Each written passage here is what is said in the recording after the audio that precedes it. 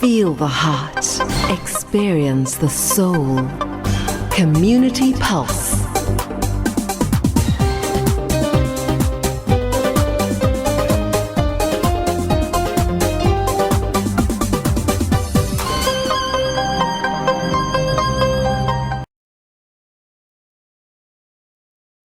Contraceptives, use the condoms, and then it ends up into abortion and things like that. Yeah. So I want to talk about Allah subhanahu wa ta'ala's plan, for sex. So what is the real Allah ordained use of sex in marriage? Right? When I researched this particular topic, Sister Qadira, I also could understand why millions of unhappily married people should have known this information that we're going to share here today. Because we must remember that we are the first teachers of our children. Yes. And we can only teach what we understand and what we know. Right? So that's here now empowering the married couple, empowering the parent. And also what we're going to look at is why adultery and fornication is such a sin. Okay. In the sight of Allah subhanahu wa ta'ala. Is it merely because a harsh God or a harsh Allah gave a command? Or was the command given because this act is a violation, or it robs us and harms human beings? Right? Why is fornication wrong? Yeah. Because we said earlier, we cannot really tell our children, say, abstain from these kind of acts because it's wrong. We need to tell them why, isn't it? So these are vital questions that demand plain and clear answers, right? And we have been given the book of instruction, the Quran, right? And the Bible as well, right? So Allah is the creator and the authority, of course, on the subject, right? If He is the one that has ordained sex, that means He is an authority on the subject, right? Because Allah subhanahu wa ta'ala gave the commands because these violations actually, should we have intimacy or rather sexual relations before marriage, these acts actually, it violates or robs us of joys and what it actually does, it inflicts actually automatic harm, right, to the human being. So Allah actually, so what He does is that He has set in motion this in motion the laws in order for us to be happy, to find peace, to find security, and also enjoy this particular act, right? And so when Allah actually commands, when He put down His laws, it's actually a gift of His love to us as His creation. It's not a damning God or a harsh God, but when He puts down His laws, and that's because He shows His love and His mercy for His creation. So Allah subhanahu wa ta'ala, the three Allah ordained purposes of marriage are reproduction first, which in marriage involves the blessings of family life and the expression of marital love to preserve the matrimonial bond and safeguard the home and the family.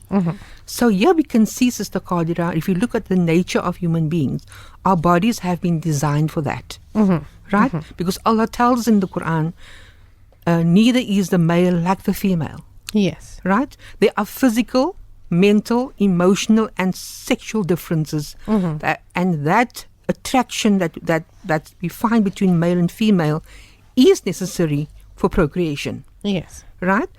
So, just for an example, Sister Qadira, we know when the woman actually ovulates, what happens to her. Yes. Sister Qadira, is how the female body actually sends out pheromones. It's a hormone that actually the male can actually pick up. Yes. Right, when she's ovulating. That means her body is ready to give birth to something. Right? So the male can actually pick up a scent. Yes. A scent is much stronger than other times. So if we actually go into understanding the nature and how beautiful Allah subhanahu wa ta'ala has created creation, right? And here we can learn also in Surah Al-Baqarah, about the verse of intimacy. Right? When Allah speaks about intimacy in the verse 223, where Allah Ta'ala says that, go unto your tilth in every which way you will. But do an act of kindness, an act of good before the act. Yes. Right? So here Allah Ta'ala tells us how humans must reproduce.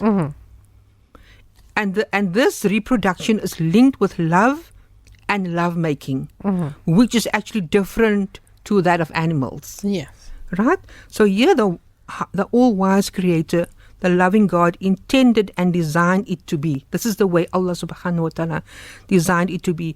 But look how courteous and how modest Allah speaks to His creation about this particular act. Yes. Allah doesn't use the word sex. Allah doesn't use the word of really going or sexual intercourse even. Yes. Allah used the word as the male as the cultivator and the female as the cultivating ground. Right? Yeah. So the tilth, Allah speaks about the tilth. Right? Now, in order for a farmer to have a good harvest, the soil must be prepared, isn't it? Yes. Yeah. Now look at the comparisons or that Allah subhanahu wa ta'ala used. I just wanted to say that, there's this link to nature. That everybody can relate to. Absolutely. And that is something that is natural and that is normal. So in order to sow the seed, the earth must be prepared. Yes. Right? So there's an act that needs to be done before that particular act of intercourse, Sister Qadra. That means there must be love making. Right? So here love is actually linked to the particular act. And here Allah Ta'ala tells His creation in such a beautiful way. This is how you should actually sort of reproduce, bring new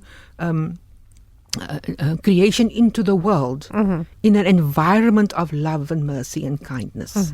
And in an environment that has been prepared. That's been prepared, yeah. And if you look at the nature of the female, Sister Qadra, I mean, people can read up on the anatomy of the female, how her body has been designed, and that particular body part which we call the gateway to life, right? When we look at that, but we always link that particular area of our bodies as dirty, but it's a very sacred space, Sister Qadra. It's and Allah Ta'ala tells us really how that new child must actually be conceived. So if a man, Sister Qadra, violates this law of Allah subhanahu wa ta'ala, if he doesn't follow this particular verse within the Quran, or he actually bypassed this love need, right? It's like imposing the penalty of physical pain and emotional anger or resentment if the sexual act is actually forced upon the female. Yeah. Right? Look how damaging it is. And when I've been counseling couples, Sister Qadra, this is actually an area we were actually very, very ignorant about. How many women today are in a submissive marriage where they feel they need to submit to their partner, but how that particular right has been violated and how she has been approached when it comes to the sexual act. Right? So here we see how different is this marital love from the premarital promiscuity. Yeah. Right?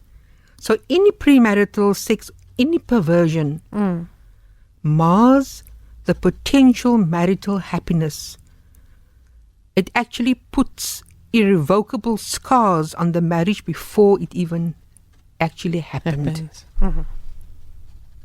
Now here we can see why Allah Ta'ala tells us why there's such strong deterrence in the Quran for the fornicator. Yeah, and it's Quran. The deterrent it's quite harsh in a sense. The Quran speaks of flogging the fornicator, and stoning. I think is also in one sense. And so it does leave one to consider.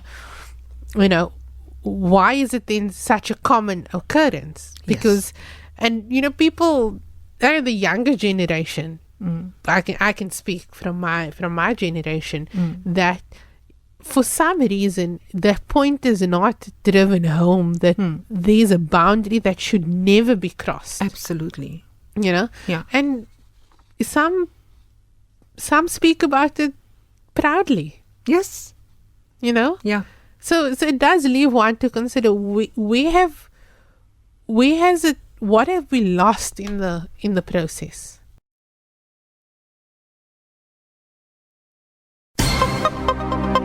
Feel the heart.